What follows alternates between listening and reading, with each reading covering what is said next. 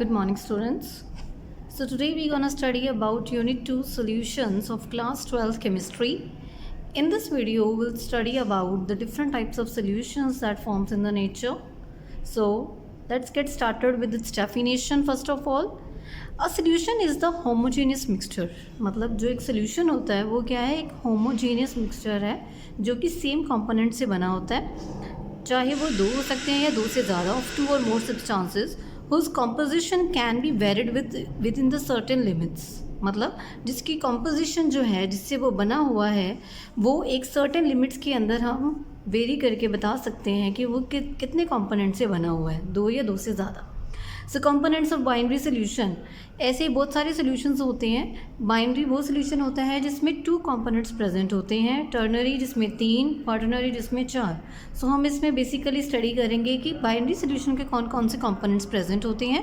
सो इसमें दो कंपोनेंट्स होते हैं, एक सोल्यूट और एक solvent. What is solute? Solute, a component which is present in the lesser quantity is known as solute. मतलब जो कम क्वांटिटी में प्रेजेंट होता है कंपोनेंट उसको हम solute बोलते हैं.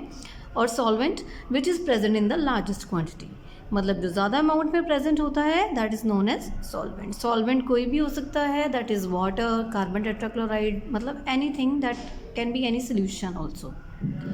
Next will study about the types of solutions. So different types of solutions are there, that is gaseous, liquid and solid.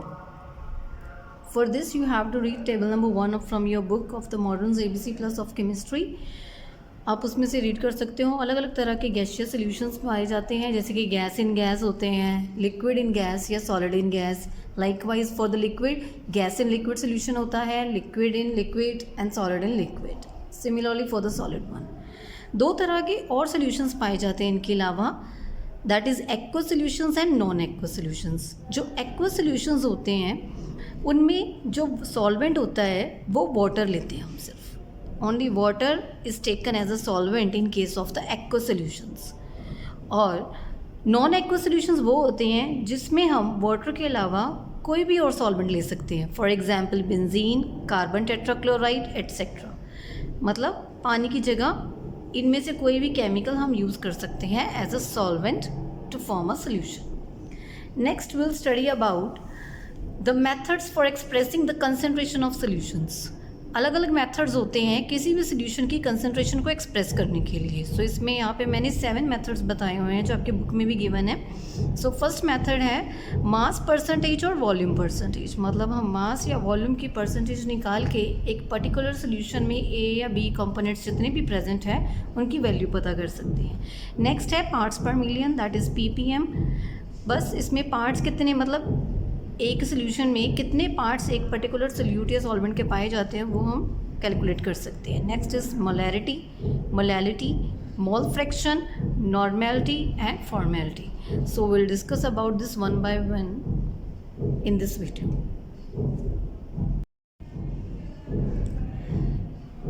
So students, different method study करने से पहले हम ये जानेंगे कि व्हाट इज़ कंसंट्रेशन, क्योंकि ये जो टर्म है वो सारे मेथड्स हैं उनमें यूज़ होने वाली है. सो इसके लिए आपको पता होना चाहिए कि कंसंट्रेशन क्या होती है. So concentration is amount of solute present in given quantity of the solution. मतलब एक सोल्यूशन में गिवन क्वांटिटी ऑफ सोल्यूट कितनी प्रेजेंट है उसको हम क्या बोल देते हैं, कंसंट्रेशन. सपोज करो जैसे NaCl लो और water low. NaCl is a solute and water is a solvent. तो जो NaCl और वाटर हम ले रहे हैं इसमें ये सोल्यूट है. अब इसकी कंसंट्रेशन कितनी है वो डिपेंड करता है कि वो सोल्यूशन कंसंट्रेटेड होएगा कि डाइल्यूटेड होएगा. अगर वाटर के अमाउंट ज़्यादा है तो उसको हम डाइल्यूटेड सोल्यूशन बोल देंगे. So let's discuss about the mass percentage और volume percentage. The first method, mass percentage और वॉल्यूम परसेंटेज. इसकी डेफिनेशन यहाँ पे दी हुई है, मास ऑफ कंपोनेंट पर 100 ग्राम ऑफ द सोल्यूशन. इसको हम कैलकुलेट कर सकते हैं, ये फॉर्मूला दिया हुआ है. Mass of component of in solution, मतलब एक कंपोनेंट का मास कितना है एक सोल्यूशन में, अपॉन टोटल मास. सपोज करो हमारे पास दो कंपोनेंट्स हैं, तो दो कंपोनेंट्स में से हमने ए का मास निकालना है, जैसे कि ये गिवन है. तो ए का मास कितना गिवन है, WA upon total mass. Total mass के लिए यहाँ पे दिया हुआ है formula, that is WA plus WB. दोनों कंपोनेंट्स को ऐड कर दो आप, इंटू 100 कर दो, क्योंकि हमने परसेंटेज निकालनी है तो हम 100 से मल्टीप्लाई कर देंगे.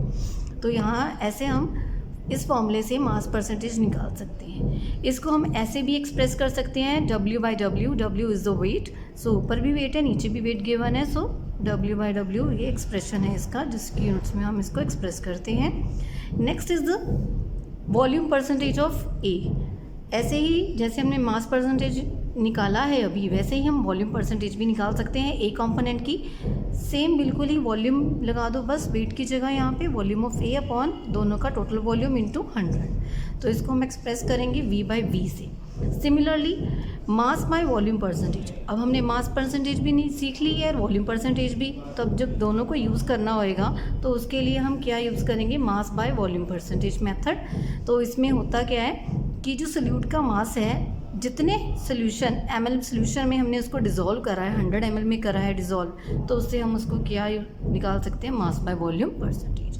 तो इसका जो फॉर्मूला होएगा वो W/V होएगा, क्योंकि ऊपर हम वेट रखेंगे और नीचे वॉल्यूम। सो ये एक मेथड, द फर्स्ट मेथड था ये कंसंट्रेशन फाइंड आउट करने के लिए, एक्सप्रेस करने के लिए सोल्यूशंस की कंसंट्रेशन को।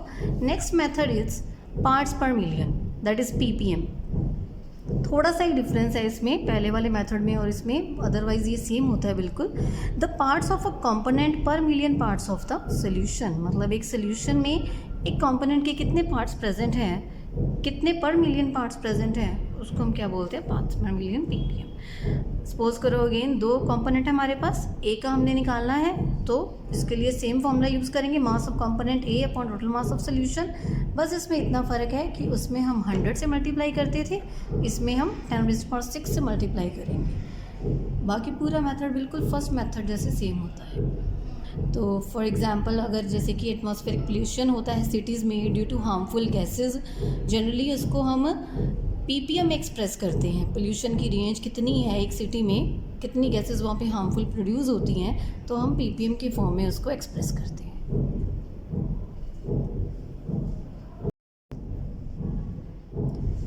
The next method is molarity of a solution, ये हमारा थर्ड मेथड है। तो इसमें हम कंसंट्रेशन कैसे फाइंड आउट कर सकते हैं, very important method for the exam point of view. So इसमें सिंपल सा फॉर्मूला दिया होता है, number of moles of the solute dissolved per litre of the solution, it is known as molarity of a solution. मतलब हम एक solution की molarity कैसे फाइंड आउट कर सकते हैं, सोल्यूट के मोल्स ऊपर रख दो और upon volume of solution in litres. Suppose करो हमने 0.25 मोलर NaCl सोल्यूशन बनाना है, तो 0.25 मोलर सोल्यूशन बनाने के लिए हम क्या करेंगे, 0.25 ग्राम ऑफ NaOH लेंगे। NaOH का हमने सोल्यूशन बनाना है, तो हम क्या करेंगे, 0.25 ग्राम NaOH सोल्यूशन बनाने के लिए सबसे पहले हम इसमें NaCl लेंगे, प्लस इसमें 1 litre solution of solvent add कर देंगे, वाटर ऐड कर देंगे। तो 0.25 gram of NaCl plus 1 litre ये वाटर, दोनों को ऐड करेंगे तो हमारे पास कौन सा सोल्यूशन बन जाएगा, NaOH, that is 0.25 molar. Molarity is equal to the moles of the solute upon volume of the solution in litres. इसको हम एक्सप्रेस कर सकते हैं कैपिटल M से। If volume is in the ml और सेंटीमीटर क्यूब, अगर volume हमें ml या सेंटीमीटर क्यूब में गिवन है तो हम बस क्या करेंगे, यहाँ पे ml लिख के या सेंटीमीटर क्यूब लिख के यहाँ पे 1000 से हम इसको मल्टीप्लाई कर देंगे। सो अगर हमने मोल्स कैलकुलेट करने हैं सोल्यूट की, जैसे कि हमारे पास सपोज करो मोलैरिटी हमने निकालनी है, वॉल्यूम हमारे पास गिवन है, तो मोल्स निकालने आनी चाहिए। तो इसके लिए एक फॉर्मूला होता है मोल्स निकालने के लिए, moles of solute is equal to the mass of the solute. Solute का मास कितना गिवन है अपॉन उसका मोलर मास कितना होता है। जैसे NaOH है हमारे पास, NaOH के लिए हम क्या करेंगे, सोडियम का 23 होता है, ऑक्सीजन का 16 होता है और हाइड्रोजन का 1 होता है, इन सबको ऐड करेंगे हमारे पास मोलर मास निकल जाएगा और मास गिवन होएगा क्वेश्चन में। तो आप इजीली फाइंड आउट कर सकते हैं मोल्स ऑफ द सोल्यूट। जो मोल्स ऑफ सोल्यूट की वैल्यू निकलेगी वो हम इसमें पुट कर देंगे। इसमें जो यूनिट्स होती हैं वो क्या आएंगी, फिर ऊपर मोल्स हैं तो मोल, नीचे वॉल्यूम है, वॉल्यूम लीटर में एक्सप्रेस करते हैं, तो हम इसको हम लिखेंगे मोल्स पर लीटर।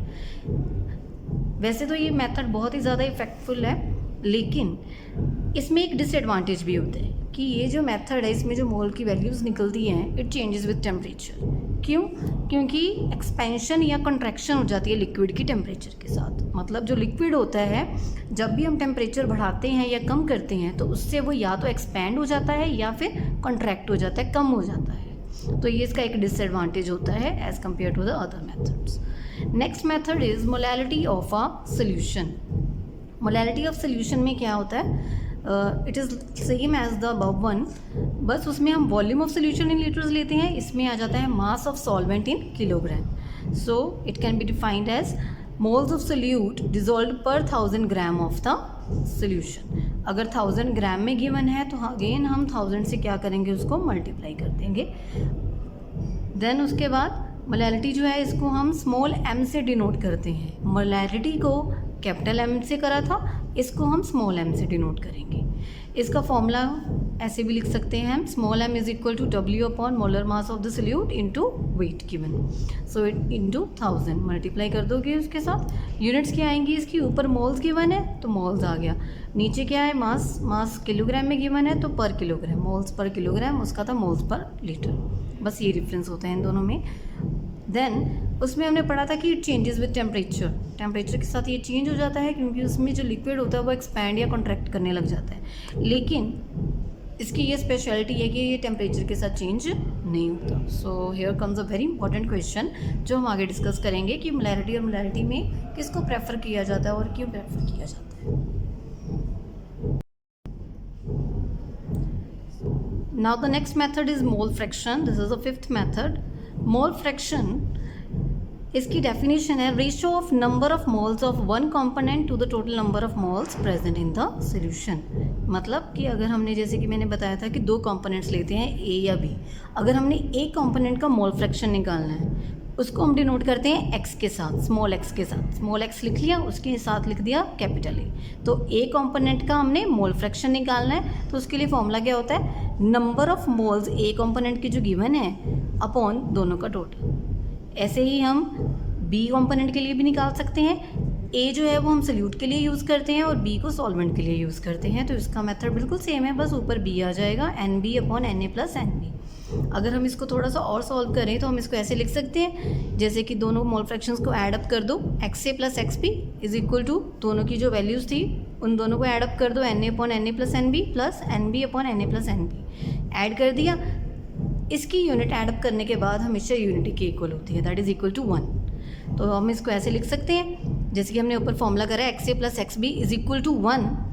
तो अगर हमने एक्स ए की वैल्यू निकालनी है तो 1 माइनस एक्स बी कर देंगे, और अगर एस बी की निकालनी है तो 1 माइनस एक्स ए कर सकते हैं। इससे हम फाइंड आउट कर सकते हैं मोल फ्रैक्शन किसी भी सोल्यूशन की।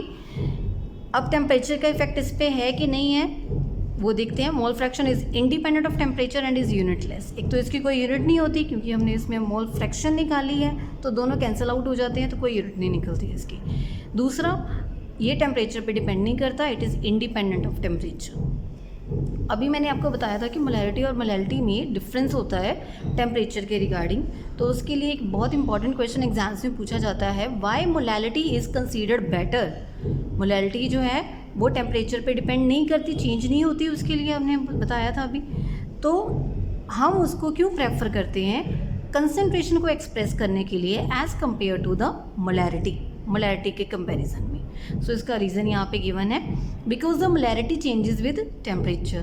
पढ़ा था हमने ऊपर कि टेम्परेचर जो है, टेम्परेचर के साथ जो मोलैरिटी है वो चेंज हो जाती है because of change in volume of the solution due to expansion और contraction of the liquid with temperature. However molality does not change with temperature. लेकिन जो मोलैलिटी होती है वो टेम्परेचर के साथ चेंज नहीं करती, बिकॉज उसमें क्या लेते हैं हम, वॉल्यूम नहीं लेते हम, उसमें मास लेते हैं सॉल्वेंट का। So does not change with temperature. जो मास होता है वो बिल्कुल चेंज नहीं करता उसके साथ, इसलिए हम मोलैलिटी को बेटर कंसिडर करते हैं कंसंट्रेशन को एक्सप्रेस करने के लिए as compare to molality. Very important question for the exams. Now the sixth method, that is normality. It is the number of gram equivalents of the solute dissolved per liter of the solution. मतलब एक solution में कितने number of gram equivalents हम dissolve करते हैं solute के, उससे हम नॉर्मेलिटी फाइंड आउट कर सकते हैं। इसको डिनोट करते हैं कैपिटल एन से। अगर सपोज करो ये ml में गिवन है तो हम इसको 1000 के साथ मल्टीप्लाई कर देंगे।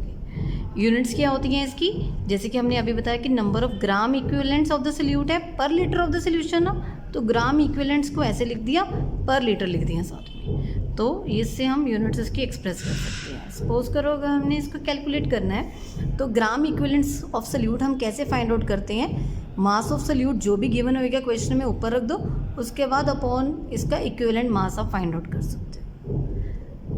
इससे निकल जाएगा आपका gram equivalent of the solute. Again temperature के साथ ये वेरी करता है कि नहीं, it also varies with temperature, it also changes with temperature. अगर हमने एसिड्स के लिए इसको यूज़ करना है तो हम कैसे कर सकते हैं, सपोज करो नॉर्मेलिटी हमने फाइंड आउट करनी है एसिड्स के लिए, तो हम क्या करेंगे, जितनी भी इसकी मोलैरिटी निकलेगी इनटू बेसिसिटी कर देंगे। अब बेसिसिटी फाइंड आउट करने के अलग अलग तरीके होते हैं। सपोज करो हमारे पास कोई भी, जैसे कि एग्जाम्पल गिवन है NaOH, अगर हम NaOH लेते हैं तो वो एक्सप्रेस करता है ऐसे, अगर NaOH गिवन है तो इसमें हाइड्रोक्साइड्स निकलेंगे, और अगर H2SO4 निकले हैं गिवन है तो उसमें से H पॉजिटिव आयन निकलेंगे। तो H पॉजिटिव आयन जो होते हैं वो क्या डिफाइन करते हैं, बेसिसिटी को, और यहाँ पे जो OH नेगेटिव आयन गिवन है वो क्या डिफाइन करते हैं, नेगेटिव आयंस को। जो भी वहाँ पे एसिडिक आयंस निकलेंगे, एसिडिटी निकलेगी।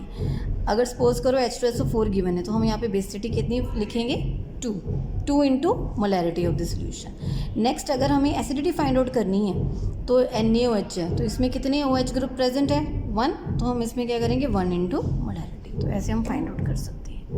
नेक्स्ट आ गया formality. It is the number of formula mass of the solute dissolve पर लीटर ऑफ द सोल्यूशन, मतलब कितने formula mass of the solute 1 litre solution में प्रेजेंट है। फॉर्मूला आप निकालोगे, कोई भी आपको Na2SO4 सपोज करो गिवन है तो उसकी आप पूरी की पूरी वैल्यू निकाल सकते हो। फॉर्मूला ऐसे पुट करके, जैसे इसका 23 होता है, 23 इंटू 2 करके प्लस ऐड कर दो सल्फर का प्लस 4 टाइम्स ऑफ ऑक्सीजन, तो आप इसे Na2SO4 की वैल्यू निकाल सकते हो। एंड फॉर्मेलिटी जो है वो कैपिटल F से हम डिनोट करते हैं। So these were the 7 methods of the expressing the concentration of a solution. Thank you.